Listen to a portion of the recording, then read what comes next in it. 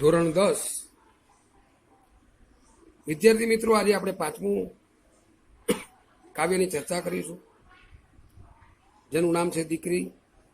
અશોક ચાવડા, ઉપનામ છે બેદિલ. જન્મ 23/8/1978 થયેલો છે. અશોક પિતાંબર ચાવડાનું જન્મ સ્થળ સુરેન્દ્રનગર જિલ્લાનું મંડાસર ગામ છે. હાલ ગુજરાત આયુર્વેદિક યુનિવર્સિટીમાં મદદનીશ રજિસ્ટ્રાર તરીકે કાર્યરત છે. પગલા તળાવમાં, પગરવ તળાવમાં તેમના ગઝલ સંગ્રહો છે. ડાળીથી સાવ છૂટા પ્રસિદ્ધ કવિતાનો સંગ્રહ છે. સાહિત્ય અકાદમી દિલ્હીનો યુવા પુરસ્કાર અને ગુજરાત સાહિત્ય અકાદમીના યુવા ગૌરવ પુરસ્કાર તથા અન્ય પુરસ્કારોથી તેઓ પુરસ્કૃત થયેલા છે. હવે દીકરી એ આપ સૌ અત્યારે જાણો છો કે બેટી બચાવો બેટી પઢાઓ, દીકરી વાલનો દરિયો. મા બાપને કેટલી દીકરી વાલી હોય છે એનો આખા અહીંયા સારાંશ આપેલો છે કે આ કાવ્ય છે. હવે આ જે દીકરી એનો સાહિત્ય પ્રકાર છે ગઝલ, અને આ જે કાવ્ય છે એ કાવ્યના ગઝલની અંદર દીકરી વાલનો દરિયો, દીકરીના ગૌરવ ભર્યા સ્થાન અને માનની સંવેદનાનું આલેખન થયું છે. જાણે સ્વર્ગની એક એક દેવીની ઝલક દીકરીમાં જોવા મળે છે. દીકરી સ્નેહનું ઝરણું છે, તેની હાજરી સુગંધ અને શીતળતા આપે છે. ખડકમાંથી શિલ્પ કોતરાય એમ મા બાપ દીકરીને ઉછેરે છે. ભારતીય સંસ્કૃતિના પ્રતીકો દ્વારા દીકરીનું વ્યક્તિત્વનું પ્રગટ થયું છે. મોટી થયા પછી સમજણી દીકરી બાપનો હાથ દે છે, સહાયભૂત થાય છે. એ નાજુક ચિત્ર એનું યાદગાર છે. દીકરીની વિદાય પછી ભીની થતી પાપણમાં દરેક વખતે દીકરી પ્રત્યક્ષ થાય છે. પિતાની નજરે આલેખાયેલું દીકરીનું વત્સલ અને મધુર વ્યક્તિત્વ છે. દીકરીના વ્યક્તિત્વની મહત્તા અને માતા પિતાના મનોભાવોને આ ગઝલમાં સુંદર રીતે વાચા આપવામાં આવી છે. જો વિદ્યાર્થી મિત્રો, આ જે કાવ્ય છે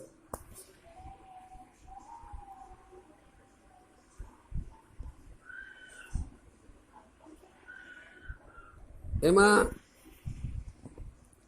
કાવ્યની આપણે શરૂઆત કરીએ એ પહેલા આપણે શબ્દાર્થ જોઈ લઈએ. શબ્દાર્થની અંદર સ્નેહ એટલે પ્રેમ, ફળક એટલે ચિંતા, શિર એટલે મસ્તક અથવા તો માથું, ફલક એટલે વિસ્તાર, પલક એટલે પાપણનો પલકારો, ઝલક એટલે શોભા અથવા તેજસ્વીતા, ખડક એટલે ધારદાર ભેખડ, ગૌરી વ્રત એટલે ગૌરી પાર્વતી પૂજાનું વ્રત, વિરુદ્ધાર્થી શબ્દો શરમ તો બેશરમ, સમજ તો ના સમજ, ભીનું તો સૂકું, સ્વર્ગ તો નર્ક. રૂઢિપ્રયોગો જોઈએ.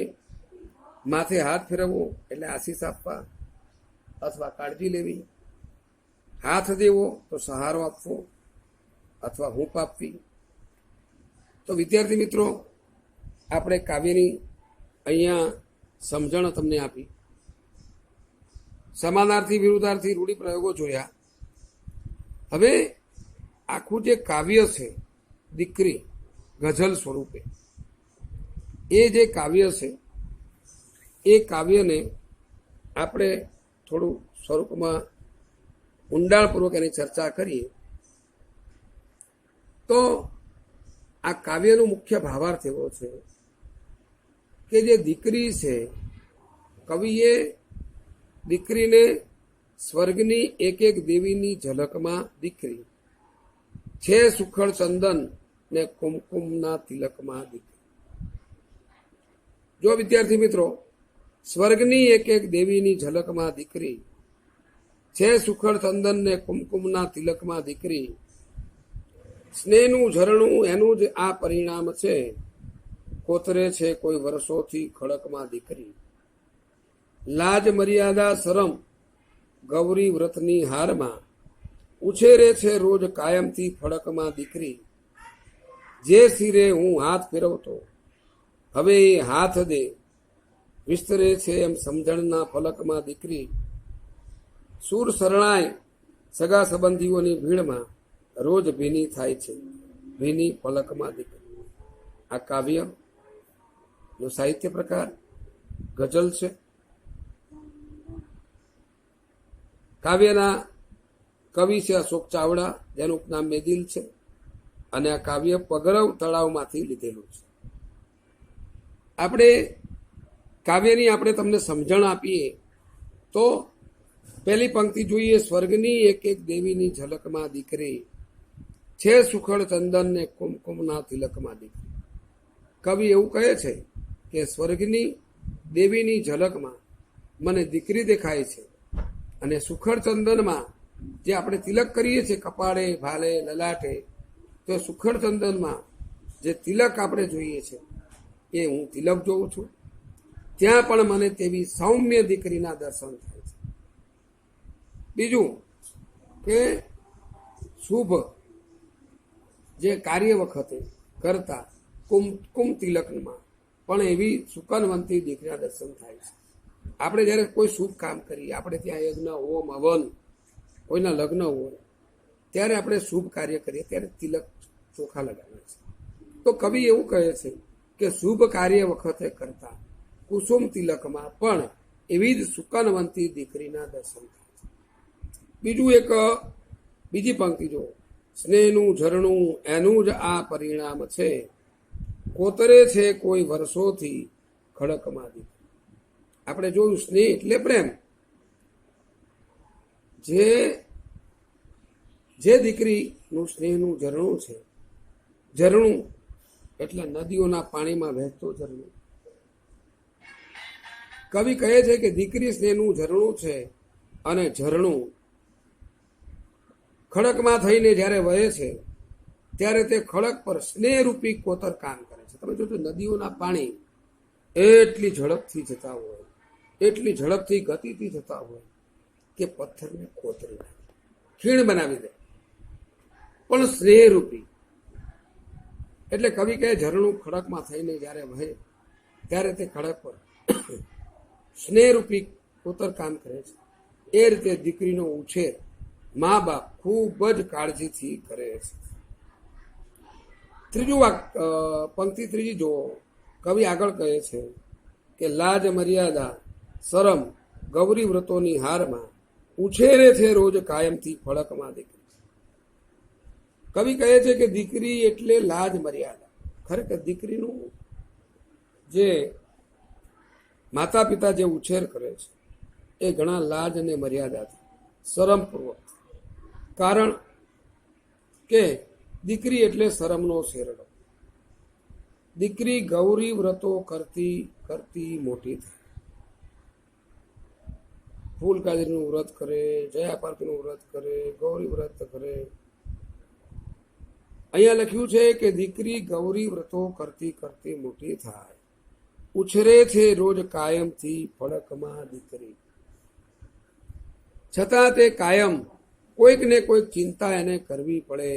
અર્થાત ચિંતા એટલે તેના હૈયામાં ઘરના સભ્યોની ચિંતા રહ્યા કરે છે. એક પરિણામ તમને દાખલો આપો કે કદાચ છોકરો રાત્રે 10, 11, 12 વાગે ઘરે આવે મિત્ર મંડળમાં જઈને, તો એને આપણે કાંઈ એટલું બધું બોલતા નથી. ક્યાં ગયો હતો ભાઈ, કેમ આટલું મોડું થયું? પણ જો દીકરી આવે તો એને 50 પ્રશ્નો પૂછવામાં આવે. કેમ કે ઘરની લાજ મર્યાદા છે. આપણા ઘરની લાજ, આપણા ઘરની મર્યાદા છે. એમ અહીંયા લખ્યું છે કે લાજ મર્યાદા શરમ એ પણ આપણા ઘરની દીકરી છે. જે સિરે હું હાથ ફેરવતો હવે એ હાથ દે, વિસ્તરે છે એમ સમજણના ફલકમાં દીકરી. કવિ કહે છે કે પિતા તરીકે, માતા તરીકે દીકરી નાની હતી ત્યારે એના માથે હું હાથ ફેરવતો હતો, પરંતુ હવે તે મોટી થઈ ગઈ હતા, સમજણી થઈ ગઈ છે, અને હું ચિંતામાં હોઉં ત્યારે તે મને આધાર આપે છે. પિતાને સૌથી વાલી કોણ હોય છે? દીકરી. તો એમાં લખ્યું છે કવિએ કે જ્યારે દીકરી મોટી થઈ ગઈ હવે સમજણી થઈ ગઈ છે. ત્યારે પિતાને જો કોઈ પણ પ્રકારની ચિંતા હોય તો એ ચિંતામાં દીકરી એને આધાર આપે, અને હું ચિંતામાં હોય ત્યારે એ આધાર પણ આપે છે, સધિયારો પણ આપે છે. આમ હવે દીકરીની સમજણ વિસ્તરી ગઈ છે. વિસ્તરે છે એમ સમજણના ફલકમાં સૂર શરણાઈ સગા સંબંધીઓની ભીડમાં રોજ ભીની થાય છે, ભીની પલકમાં દીકરી. હવે કવિ છેલ્લી બે પંક્તિમાં એવું કહે છે કે દીકરી જ્યારે મોટી થઈ જાય ત્યારે એને લગ્ન કરવા પડે. લગ્નમાં સૂર શરણાઈના ઢોલ નગારા વાગે, સગા સંબંધીઓની ભીડ થાય, માંડવો મંડપ રોપાય, ઢોલ નગારા શરણાઈ સૂર વાગે, અને એ જ્યારે વિદાયની ઘડી આવે, કવિ છેલ્લે એવું કહે છે કે શરણાઈના સૂર રેલાઈ રહ્યા છે, વિદાયની ઘડી આવી પહોંચી છે. દીકરી સગા સંબંધીઓની ભીડ વચ્ચે સ્નેહ સાગરમાં ભીંજાઈને વિદાય લઈ રહી છે, અને તે પછી ના દિવસોમાં રોજ આ દ્રશ્ય આંખમાં તર ભરે છે, ને ભીની થતી આંખમાં દીકરી પણ ભીંજાય છે. એટલે કે આપણને લગ્ન કર્યા પછી દીકરીની યાદ આવે છે. અહીંયા કવિએ એટલા સરસ શબ્દોમાં દીકરીને માતાની આંખની કીકી, દીકરી જોવા જઈએ તો કુંડવામાં ઉગતી નમણી વેલ, દીકરી તો એનું જતન, દીકરી તો કોઈ દીકરા કે પુત્ર વચ્ચે ભેદભાવ ન રાખવો જોઈએ, દીકરી તો દીકરા જેટલું એને સન્માન મળવું જોઈએ, દીકરી તો એને ભણવું હોય એટલું ભણાવવી જોઈએ, દીકરી તો એનો કોઈ પણ અધિકાર ન છીનવી લેવો જોઈએ, દીકરીને કોઈ કડવા વેણ ન કહેવા જોઈએ.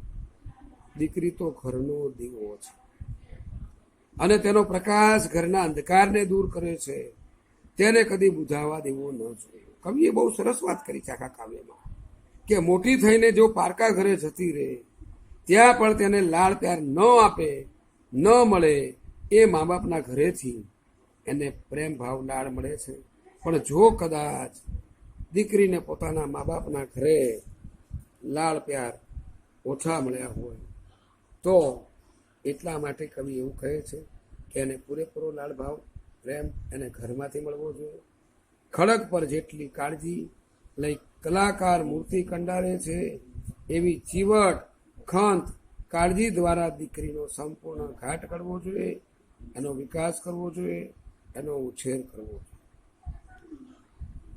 ખરેખર કવિએ એનાથી પણ વિશેષ દીકરીને તો આ કાવ્ય દ્વારા સમાજને એક સંદેશો આપ્યો છે કે કવિ અશોક ચાવડા એમણે એક સંદેશો આપ્યો છે કે જો આ ગઝલની અંદર 5-10 વાક્યો છે, પણ એમાં સમાજના લોકોને દીકરી એટલે વાલનો દરિયો, આંખની કીકી સમાન, દીકરીના ગૌરવ ભર્યા સ્થાન, સન્માનની સંવેદના, દીકરી પિતૃગૃહે રહીને લાજ મર્યાદાથી ગૌરવ વ્રત કરે, એની સમજણ હોય ત્યાં સુધી મા બાપને દુઃખમાં સહિયારો આપે, સથવારો આપે, જ્યારે એના માંડવું રોપાય, દીકરી વિદાય લે, સૌની આંખો ભીંજાય.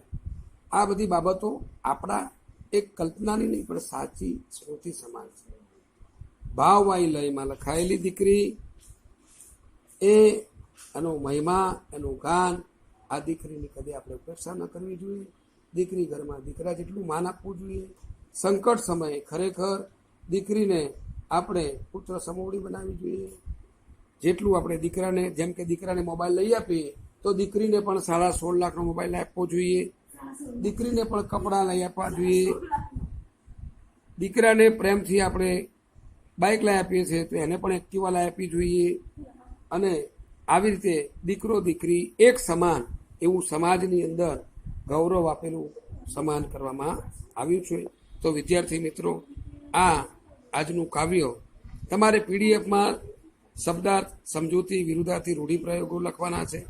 સમજૂતી એટલે આને સમજૂતી કહેવાય, અહીંયાથી આટલે સુધી. ઓકે, જય માતાજી. ઘરે બેઠા એકમ કસોટીનું જે વ્યાકરણ છે, સંધિ છે, ધ્વનિ શ્રેણી છે, સમાસ છે, ચોપડીમાં આપેલું છે, એ દરેક વાંચી લેજો, ભૂલ થાય નહીં. જય માતાજી.